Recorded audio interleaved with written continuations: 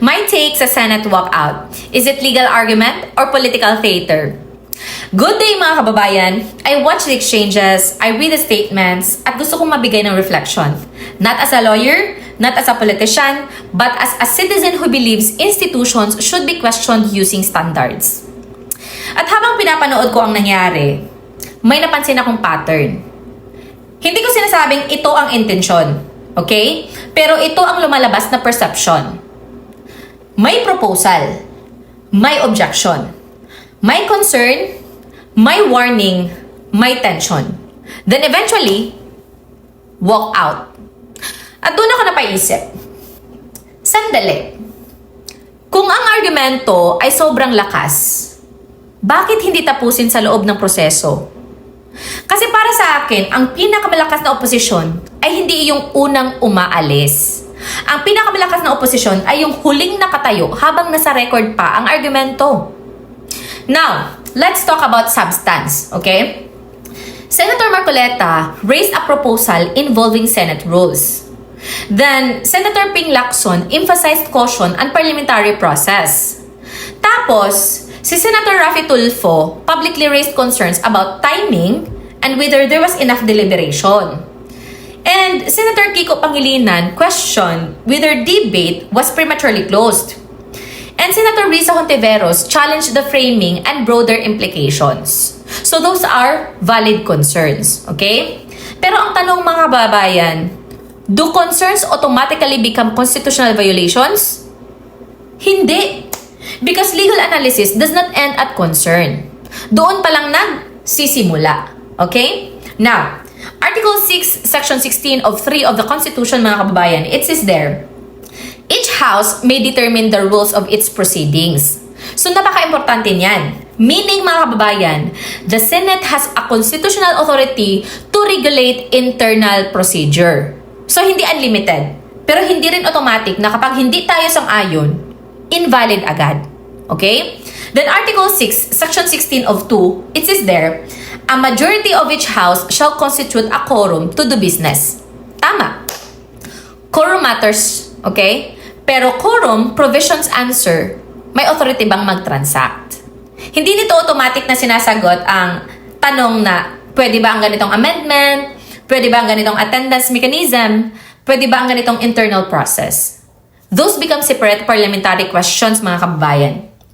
At dito ako medyo natawa sa political framing. Kasi minsan, ang dating sa publiko, kapag majority gumalaw, suspicious. Kapag minority nag-walk out, heroic. Wait lang, hindi automatic. Walking out is a tactic, mga kababayan. Hindi ito self-executing legal argument. At dito ko gustong magtanong respectfully kay Senator Tulfo, Senator Kiko, Senator Risa, at iba pang tumutol. Kung procedural defect talaga, anong exact rule?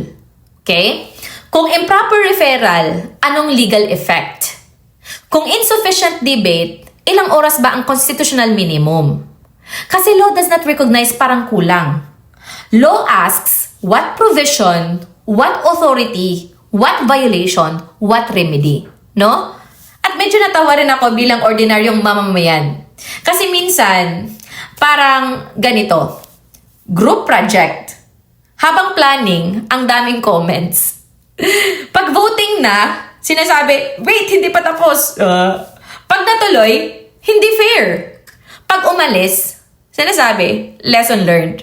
Peace. Pero institutions cannot function like a never-ending barangay assembly, mga kabayan.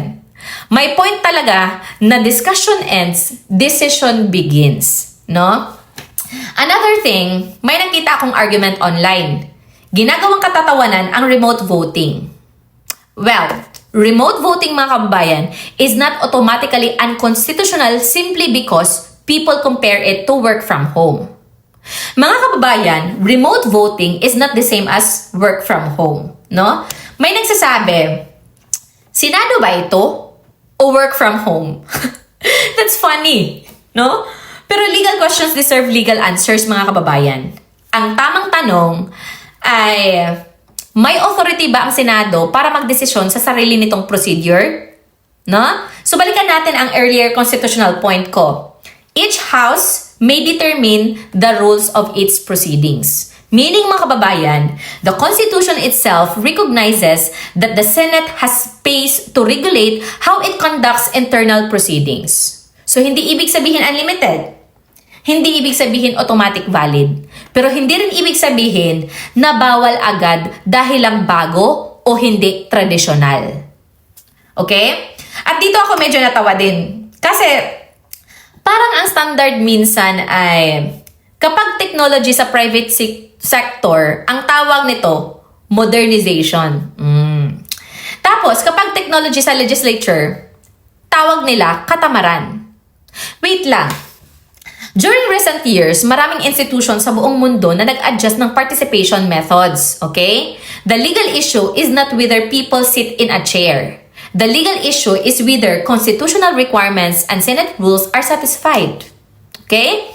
Now, let's talk about quorum. Balikan natin ang Article 6, Section 16 of 2. Ang sabi doon?